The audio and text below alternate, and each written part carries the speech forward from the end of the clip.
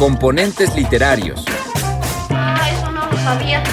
Componentes Literarios. Enseñarnos y deslustrarnos. Vine a Comala porque me dijeron que acá vivía mi padre, un tal Pedro Páramo. Componentes literarios. Toco tu boca. ¿Por dónde no toco el borde de tu boca? Voy dibujándola como si saliera de mi mano. Componentes Literarios. Hola, ¿qué tal amigos de Componentes Literarios? Yo soy Gaby Pérez. Yo soy Cianya Ponce.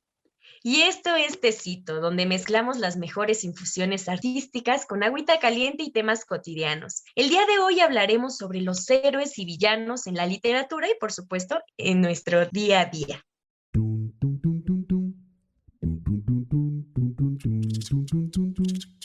Gramática es el arte o la ciencia, pues en esto no nos hemos puesto de acuerdo, que nos enseña a leer y a escribir correctamente el idioma castellano.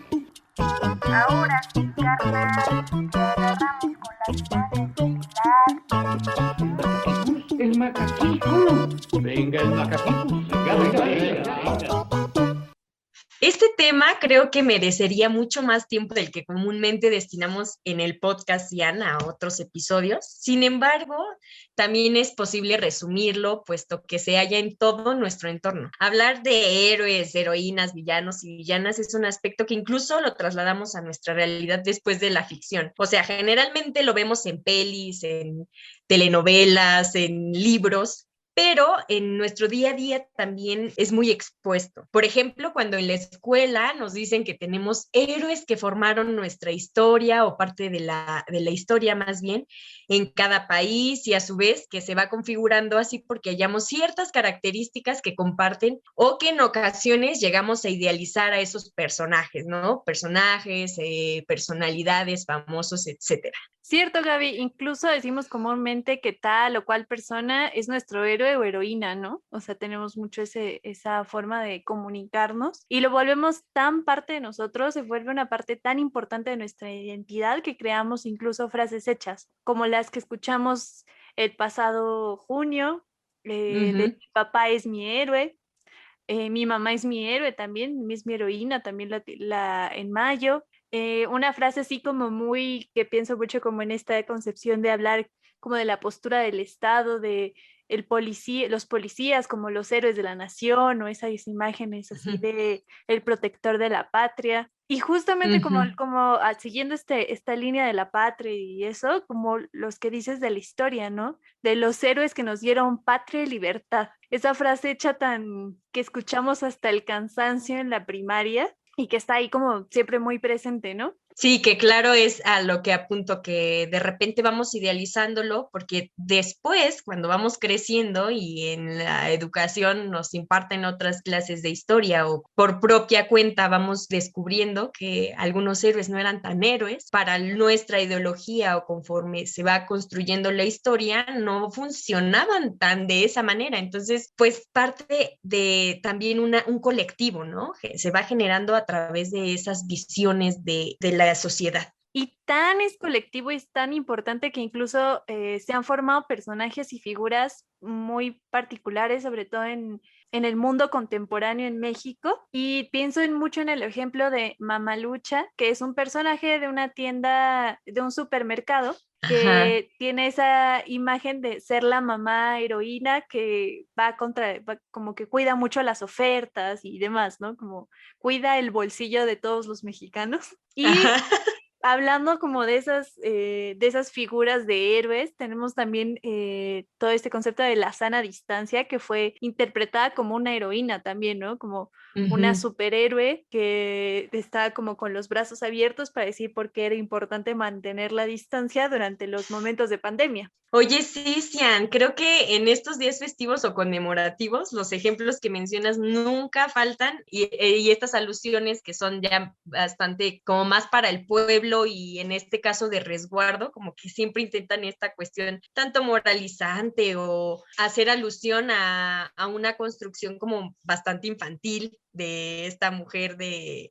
la sana distancia, ¿no? Que hasta se llama Susana Distancia. Y bueno, este juego de palabras que también es imprescindible para que podamos entender cuál es su función. Y bueno, también, ¿qué me dices de los villanos y las villanas, Ian? Por ejemplo, se vuelven fundamentales en nuestra vida, ya sabes, en pláticas, en el chisme y en las construcciones de nuestras propias verdades. Es decir, en que cada persona o personaje que participa en cierta historia, pues se le va a atribuir un rol.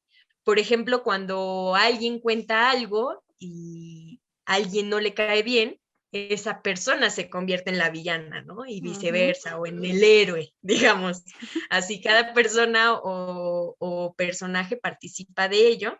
Y pues muchas veces es bastante subjetivo porque pues depende desde dónde se mira. Para algunos el villano de mi historia puede no parecerlo para otros. Pero bueno, con esto no sé si te parece que tomemos en cuenta dos aspectos importantes para desarrollar bien este tema, que por un lado podríamos ver cuáles son esas peculiaridades de estos personajes villanos y heroínas o héroes y villanas, y por otro mencionar cómo cultural y socialmente estamos bastante expuestos a pensar una vida entre el bien y el mal, o de dónde viene, por qué lo llevamos a cabo todos los días. Y creo que ahí está la clave, en entender que los héroes y los villanos son siempre un personaje de una historia, ¿no? Y son muy a partir, nosotros entendemos, si nos metemos a la teoría, personajes como aquellos entes que realizan acciones para construir la historia en una, ya sea en un cuento, en una novela, en el teatro, en una película. Y muchas veces estos personajes se van construyendo a partir de un punto de vista, como bien mencionas, como lo que no, el villano de la historia, el villano de mi historia puede ser el héroe de la suya. Y incluso este comentario que dicen sobre la historia, así como la historia con H mayúscula, la disciplina social, que la historia, ¿quién la cuenta? La historia no la cuentan los héroes, la historia la cuentan los ganadores y ellos colocándose como héroes. Entonces es una cosa bastante relativa y creo que hablar de héroes en la vida cotidiana es una cosa que pues va muy a partir de la identidad, una idea muy cultural de qué es lo bueno y lo malo que puede cambiar de lugar a lugar, y otro es hablar del héroe en la literatura, que es, de hecho se entiende al héroe como el personaje en el que giran alrededor de él todas las acciones. Así es, y también pues las decisiones, ¿no?, que va a tomar ese personaje, justo eso, y también cabe destacar que cada género literario va a constituir pues esos personajes que signifiquen más dentro de su historia, es decir, que su uso sea más significativo y que por supuesto se adapte a la lógica y al contexto de su género. Es como lo que estás diciendo, el contexto va también a determinar mucho de lo que él haga o quiera hacer. Para entrarle a esto que mencionas sobre la exposición que tenemos al tema del villano y el héroe, pienso, por ejemplo, en películas que vemos desde niños, por ejemplo, también en las telenovelas o en las noticias y, por supuesto, en los libros. Sin embargo, lo que nos ha llegado con mayor facilidad es lo visual, por lo menos a nuestra generación y generaciones un poquito antes, ya con la cuestión de la televisión y ahora con la tecnología, todo lo que da, pues los medios audiovisuales, los medios digitales nos bombardean por todos lados y generalmente utilizan este tipo de estrategias. Por ejemplo, las telenovelas, que a nivel internacional en México somos sumamente reconocidos por las telenovelas. Hay quienes dicen, extranjeros, incluso que dicen que aprenden mucho de nuestro idioma a través de ellas. Las noticias, ya sea en la prensa escrita o medios también audiovisuales, donde siempre te narran en las notas, ya sea en las notas o en una crónica, te van a narrar como las dos posturas, ¿no? ¿Quién es el ladrón y quién era la persona que le robaron, ¿no? Y un ejemplo bastante interesante de esto es cuando dos ladrones intentaron asaltar una combi en el DF y que todo el mundo le empezó a decir héroes a los chavos que iban de pasajeros en la combi porque lograron agarrar a uno de ellos, de los ladrones, y lo golpearon. Esa noticia dio vueltas por todo el mundo, pero aparte, cualquiera diría que en realidad, pues, los malos serían ambos, ¿no? Tanto el ladrón que iba a asaltarlos, pero también esas personas que lo golpearon y lo dejaron bastante mal, ¿no? Pero conforme vamos configurando esta cuestión de violencia y de impunidad, la gente le atribuyó este carácter de héroes a los hombres porque se sentía como que esa adrenalina y esas ganas de golpear a alguien que es común ver en México, ¿no? Estos asaltantes que todo el tiempo están. Entonces me parece muy importante como rescatar esto porque también esa visión se dio. A los medios de comunicación intentaban como ser bastante objetivos, pero eso jamás se logró. Creo que No, los imposible. memes y todo, todos estaban en apoyo a personas que también estaban actuando de manera mala, ¿no? Que como no hay justicia, una verdadera justicia en México, es necesario hacerlo por propia mano, ¿no? A cuenta propia de los ciudadanos. Eso por un lado. Y en las películas, pues vemos, por ejemplo, Disney y otras tantas películas que tienen como también este juego de roles, ¿no? El bueno, el malo, que cada uno busca sus objetivos, pero que generalmente el malo trata de atacar a el objetivo que busca el protagonista en este caso, o la persona que intenta X objetivo, ¿no? Y me parece muy interesante que pongas este ejemplo de lo que pasó con la combi, porque es justamente el evaluar a las personas a partir de dos polos opuestos, ¿no? De los malos, que en este caso serían como los asaltantes, porque están haciendo algo que en la sociedad no se entiende como bien, ¿no? O sea, como una sociedad que pues tú tienes que trabajar para conseguir lo que quieres y es cómo vas a moverte como por ese sentido fácil, ¿no? Esa es la moral que se sigue en nuestro contexto. Y por el otro lado, pues tienes también al héroe, ¿no? Que dice, no, ¿cómo? Yo me voy a anteponer a este desadaptado social, ¿no? Porque se colocan en esos términos. Pero pues cuando bien dices, ¿no? En realidad los dos actuaron a partir de violentar al otro, ¿no? Uno violentando, asaltando y el otro violentando, dando de a golpes y casi matando a los chavos, por lo que recuerdo. O sea, fue bastante, es un tema bastante complicado y que se maneja justo en esas morales. Y me parece curioso que a partir de eso también hayas comentado el caso de las películas de Disney y que hay un fenómeno que está ocurriendo mucho ahorita, que es como volver a trabajar las películas y a los personajes de Disney a partir de la visión del villano, ¿no? Y un ejemplo excelente es el de Maléfica, que sacaron la película de Maléfica y que pues ella sabemos como que en la película original de La Bella Durmiente, no sabemos exactamente por qué Maléfica odia tanto al reino, ¿no? Y odia tanto al rey para hacer que la hija del rey tenga que dormir durante muchos años. Toda esta historia nos las cuentan desde la perspectiva del reino, ¿no? Desde nosotros somos los buenos y ustedes son los malos. Y en cambio, ya la nueva película que sacaron hace ya un par de años, y creo que van a sacar una segunda parte, te cuenta la historia de Maléfica, el punto de vista de Maléfica, donde ella se reconoce como el héroe de la historia, ¿no? Realmente, porque explica que realmente el villano en este caso había sido el rey y que ese era el miedo que le tenía y quería vengarse del rey, pero después se encariña con la niña, con la princesa y tenemos otra visión totalmente diferente. Es eso, como que creo que a nivel, tanto en la realidad como a nivel de la literatura, tenemos que entender que el héroe y el villano son personajes construidos en un contexto. Y esto me remite mucho a que estos personajes construidos pueden presentar diferentes elementos que los vuelven villanos. Y un ejemplo es pensar el personaje que conocemos como estereotipo, que es el personaje que se pone en tela de juicio su carácter y a partir de su carácter vamos a identificarlo como un héroe y con villano. Un ejemplo que les puedo poner es así, como incluso los personajes estereotipos siempre los van a escuchar así como, ay, el típico borracho, la típica madre sobreprotectora, la típica mujer celosa, el típico macho, el típico malandro. Y esto hablando de los villanos, ¿no? Y en cambio los héroes tenemos como el típico héroe que sacrifica todo por su familia, la típica mujer que sacrifica todo por su familia, el típico héroe que entrega su vida por un bien social mayor y cosas por el estilo, ¿no?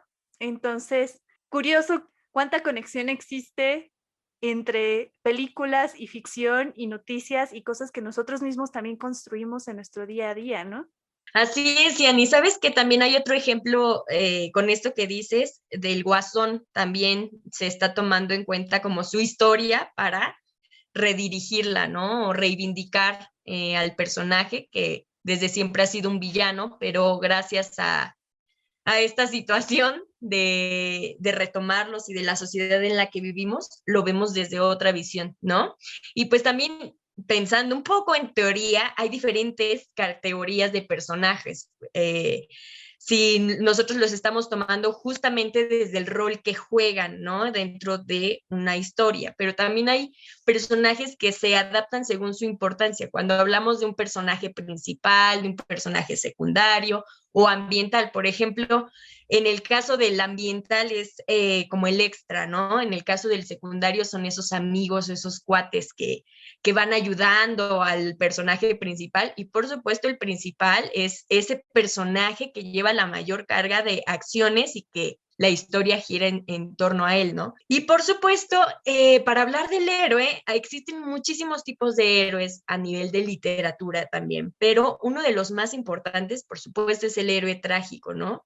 Este héroe que lleva bastantes cualidades, características, que es importante tomarlas aquí un poco en cuenta, como el defecto que causa la caída o lo que provoca que él va a empezar a hacer una búsqueda o a tener o plantearse un determinado objetivo. El orgullo extremo, o sea, también eso, que tienen esa como tipo arrogancia, ¿no? Quieren ser algo y no están permitiendo al principio que nadie más entre en su plan. Es decir, que parecen como este tipo de el ejemplo de un caballo, ¿no? Que le ponen nada más una visión y ya no pueden salirse de ahí porque quieren plantearse y lograr o conseguir un objetivo. El cambio de suerte también, ¿no? Es muy importante ubicar que hay peripecias en su andar dentro de la historia y que es lo que los va a hacer sufrir dentro de la historia, ¿no? De la propia historia. Y hay un elemento muy importante que le llamamos anagnórisis, que quiere decir reconocimiento, que es cuando el héroe hace un descubrimiento hacia sí mismo, hacia lo que está haciendo y hacia lo que va realizando en la historia. Y por supuesto también busca un bien, que por eso se vuelven héroes, porque hay algo que tratan de encontrar como justo, hay algo que buscan que va a relacionarse con un bien que busca la sociedad o que él se ha dado cuenta que es importante que haya un cambio, ¿no? Entonces, por eso también le llamamos en la literatura o en los análisis del teatro o del texto dramático en este caso, cuando un héroe tiene un orden o una población o un determinado contexto tienen un orden y el héroe también va a participar para que ese orden cambie un poco y se convierta en un orden 2, ¿no? Que muy bien se dice que se restituye todo, se reivindica o hay esta transmutación. Y finalmente, pues también vamos a encontrar la catarsis, que yo creo que esa es una de las palabras que la gente ama y que muchas veces no sabemos bien por qué, pero la catarsis justamente es este tono de pena, compasión, miedo que se le da a determinado héroe, que la audiencia se queda o contiene después de la caída de un héroe por haberse identificado de tal o cual manera, por haber sentido tanto la historia y el recorrido del héroe, el desarrollo, que entonces te llega ese sentido catártico, ¿no? Y bueno, Cian, ¿qué te parece si empezamos a citar ciertos ejemplos para que ubiquemos más o menos cómo va esto de los villanos o también muchas veces llamados antagonistas o antihéroes, y que cabe destacar que no todos los villanos juegan en contra de un héroe, ¿no? Hay veces que puede ser un personaje que se está configurando así como principal, pero no es el equivalente a un héroe y aún así puede tener contrincantes, puede tener un villano ahí rondándole. Claro, y eso que comentas, que también no se le conoce como villanos, sino antagonistas o antihéroes, también es muy importante porque justamente vamos a demostrarles y vamos a como hablar un poquito sobre eso, sobre cómo también depende de la perspectiva desde donde se cuenta la historia, no solamente a nivel narrativo y formal, sino también en la realidad, ¿no? En el presente y en qué contexto se está contando la historia. Retomando esto, justo lo que mencionaste ahorita que estabas antes de empezar a hablar sobre los principios del héroe, a hablar sobre el Guasón, ¿no? Que tenemos como esta analogía del Guasón y Batman, que el Guasón se ha convertido en la imagen así totalmente contraria a Batman, ¿no? O sea, tenemos que ser el héroe y el villano a niveles que pues no estoy muy al tanto de los cómics originales. Sería interesante que alguien, nuestro público, de los componentes que nos están escuchando, si saben algo de los cómics, nos cuenten cómo es en los cómics, pero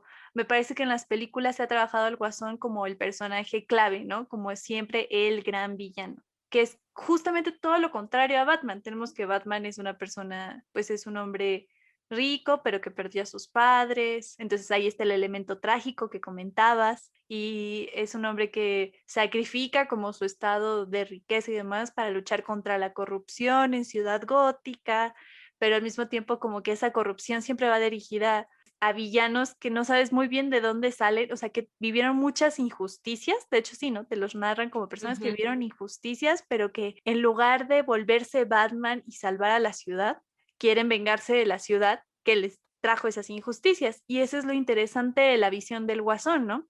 Que él es, sobre todo de la nueva película, que es como demostrar que de dónde vienen estos villanos.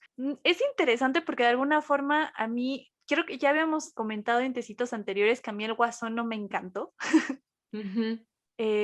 porque me pareció que romantizó mucho la experiencia del Guasón. O sea, como decir, es un sistema muy complejo el que están en la película, pero realmente lo vuelven como muy sencillo, ¿no? Como lo resumen a el Guasón se volvió malo porque lo trataban mal, ¿no? Y sufría bullying y tenía problemas de salud mental, y el sistema de salud mental era una porquería que no lo podía ayudar.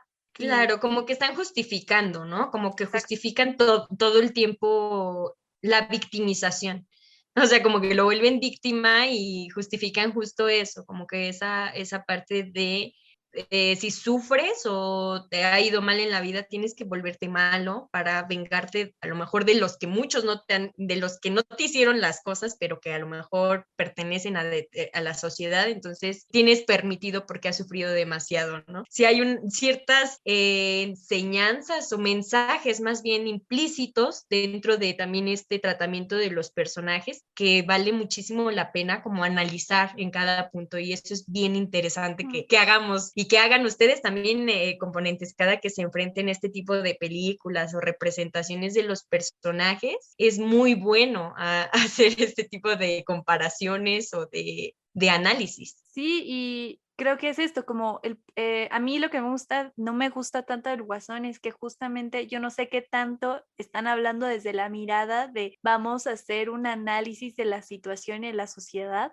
cuando realmente lo que hacen es eso, justificar, y no salen de ese esquema moral de el Guasón es el villano, pero vamos a verlo un poquito mejor porque pues no hizo las cosas tan mal o la sociedad lo llevó a eso, y que me parece muy interesante porque lo conecta un poco con esta imagen del narcotraficante héroe y el narcotraficante villano, que las dos lo podemos encontrar en los dos lados, pero que de todas formas no me parece que sea como pensar el narcotraficante como el héroe, o no me parece una innovación tampoco de pensar al narcotraficante como el villano, ¿no? Siguen este esquema de, me recuerda un poco a lo que dijo cierto político mexicano de, bueno, pues sí, roban, pero roban un poquito menos, ¿no? Como algo por el estilo. Sí.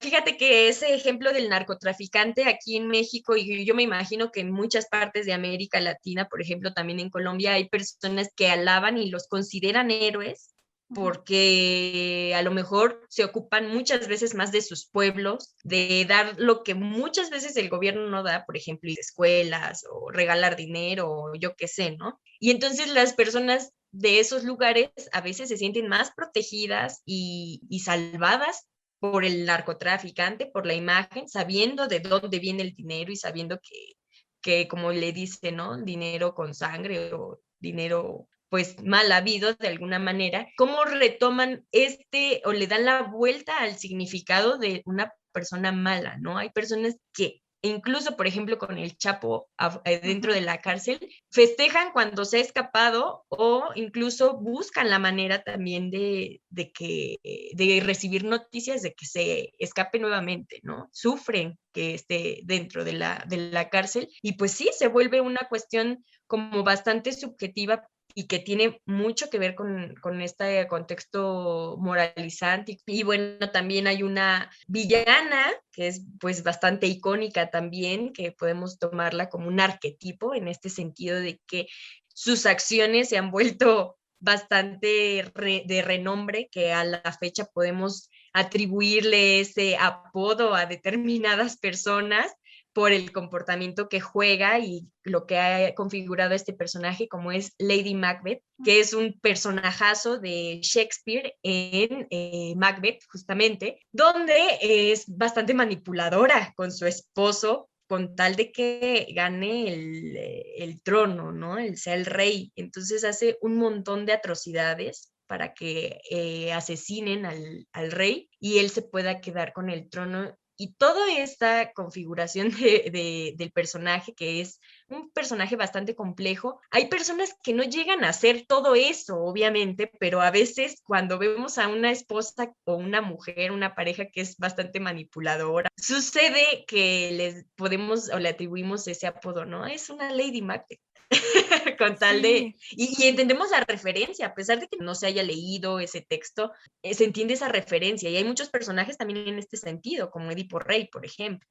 Como Electra también. Así es. Total. Y hace poco estaba checando estaba viendo que también otro personaje que es como muy reconocido, que curioso porque tanto Lady Macbeth como Lisístrata siguieron una misma onda de manipular a sus esposos de ciertas formas, ¿no? Como que les negaron cosas. En caso de Lisístrata, hizo que todas las esposas del pueblo como entraran en huelga. Entraran en huelga para que pues sus esposos no tuvieran el placer en la noche, así como lo que quería hacer en su momento Josefina Vázquez Mota, que también quería ex candidata de un partido de derecha, como quería hacerlo, ¿no? Son mecanismos que no solamente hemos visto, pero interesante lo de Lady Macbeth y Lisístrata, porque las dos son como mujeres que llegan a tener control sobre sus esposos, y mientras Lady Macbeth es vista como la villana, como la que manipuló a su esposo, como la que le metió ideas a la cabeza, y pobrecito de su esposo, por eso se volvió un héroe trágico, porque pues entendemos a Macbeth como alguien dentro de ese contexto, ¿no? De héroe, porque todo gira alrededor de él y de sus ambiciones y demás. Que cuando en cambio Lisístrata lo hizo como por el bien común, por el bien social. Entonces eran esas dos partes, ¿no? O sea, hicieron las mismas acciones, y es eso lo que les queremos decir, ¿no? Son personajes que cometieron las mismas acciones, pero dependiendo de qué lado moral y de qué lado de la historia fueron contadas, fueron vistas como héroes o villanas, ¿no? Que ese es el caso claro. de ellas. Aunque las dos eran en este sentido Lisístrata manipuló a un montón y consiguió que todas dejaran de tener relaciones sexuales con sus parejas.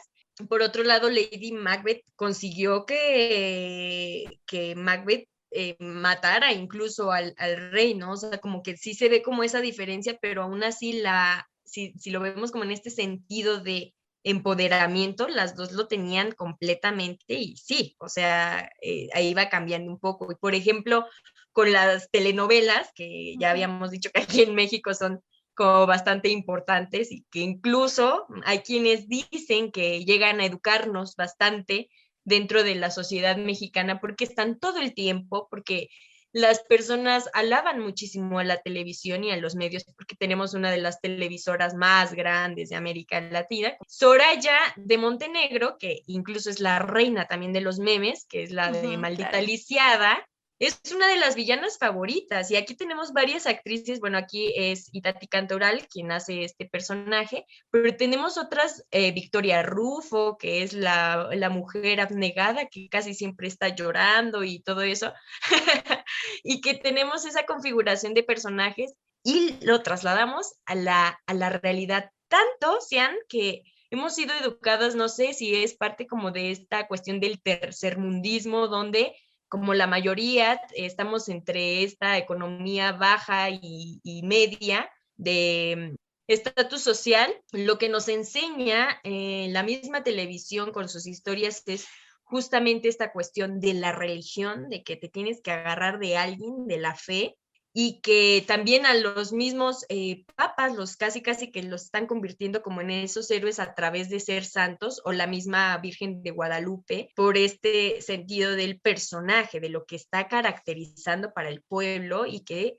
te sientes identificado, ¿no? No por algo su color ha cambiado tanto desde que fue anunciada también con la independencia de México y Miguel Hidalgo, y que hasta nuestros tiempos ya es bastante morena, tanto que le decimos la Virgen Morena. ¿Por qué? Porque en México somos más morenos que blancos, ¿no? Este sentido también se genera en nosotros este postulado tan nefasto que pues sigue surgiendo en el melodrama también con estos personajes tipos, donde está el bien y el mal, donde el malo es rico y qué malo, entonces no te conviene ser rico porque te vas a hacer malo.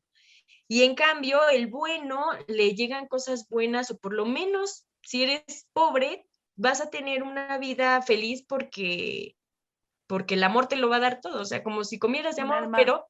Como una vida pura, ¿no? Así como no corrupta. Así es, exacto, o sea, como que te están como dorando la píldora para que entiendas que no está tan mal tu condición, que no tienes por qué luchar tanto porque a esos personajes les va a ir bien. Y entrarle a este sentido es justo como cuando hablamos, por ejemplo, de Robin Hood, este personaje que utilizaba estas hazañas de quitarle a los ricos para darle a los pobres y repartir, ¿no? Y en este sentido también se genera que los ricos, en la idea de que los ricos son malos, ¿no? O que los ricos no les ha costado estar en donde están, cuando existen pues diferentes posibilidades. Hay quienes la han buscado y luchado por estar en cierto estatus social, o hay quienes no. Entonces no podemos hacer una cuestión generalizada, y eso es a donde vamos, que también es padrísimo encontrar estas configuraciones de los personajes a través de esta teoría y estas particularidades tan específicas, pero que al final de cuentas, si lo trasladamos realmente a conciencia en la sociedad, vemos que sí se nos está pegando algo, o sea, que sí llegamos a creer parte de eso idealizando o planteándonos sistemas de pensamiento como que lo vamos construyendo conforme nos lo van presentando o vamos creciendo en nivel educativo. Ahí como retomando un poco lo que comentabas de hablar de el pobre como aquel que está puro de que va a tener una buena vida, es como para también convencernos de que no tenemos que desear tener como las comodidades que deberíamos de tener realmente, porque al menos nosotros tendríamos, o sea, si no tienes tanto dinero, no eres corrupto, eres incorruptible y tienes como el alma pura, y lo cual me parece bastante problemático porque también es una forma de mantenernos a raya, ¿no? O sea, más que plantearse a pensar como, ay, bueno, hay ricos que se lo han merecido, que pues no sé, yo lo pondría un poco en duda porque la mayoría de las personas ricas y de clase alta, que por cierto, la mayoría ni siquiera sabemos quiénes son porque viven en el silencio, pues está ahí porque ha habido toda una historia de explotación hacia otras personas que pues son las personas que ahora como que están en un estatus social más bajo o pobre o medio, clase media baja. Entonces, como para no ponerte en duda, ¿no? A tener más deseos como de pensar en un mundo en el que no existan tanto estas diferencias. Creo que esa es la cosa del Guasón, que siento que no se va más allá y no explora las posibilidades de vamos a analizar la situación y la sociedad a partir de otro punto de vista, ¿no? O sea, en lugar de hacer como esta lucha de que se están peleando unos y otros siempre como por el puesto mayor. Pero bueno, este tema me parece interesante porque creo que está muy relacionado a justo lo que dices sobre cómo el arte también influye en nuestra forma de pensar y cómo el arte nos dice mucho sobre cuál es la cultura en la que estamos viviendo, cuál es la moral y la ética en la que estamos construyendo nuestras sociedades o la sociedad en la que existe. Porque obviamente me imagino que va a cambiar de país a país, de región a región y de tiempo a tiempo, ¿no? O sea, obviamente es un cambio también generacional.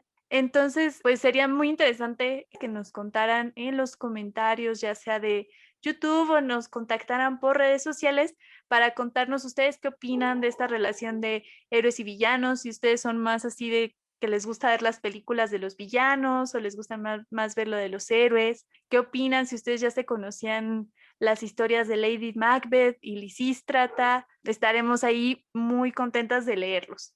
Así es, Cian, y nada más para terminar, qué bonito tema, a mí me apasiona mucho esta cuestión porque, bueno, soy una aficionada al teatro, y creo que ahí es donde más se aprende esta situación, así que una recomendación rapidísima para que puedan ver este tipo de personajes, les recomiendo Antígona, Macbeth. Y bueno, hay muchísimos otros textos que seguramente pueden encontrar, que les pueden encantar también. Y bueno, finalmente, componentes, estamos muy agradecidas porque nos hayan escuchado el día de hoy en un tecito más. Yo les recuerdo nuestras redes sociales, estamos como Componentes Literarios en Instagram, en Facebook y en TikTok. Y asimismo nos encuentran como Componentes Literarios, nos pueden escuchar a través de Spotify, YouTube, Anchor y Google Podcast. Gracias por haber estado aquí con nosotros y esto fue Componentes Literarios.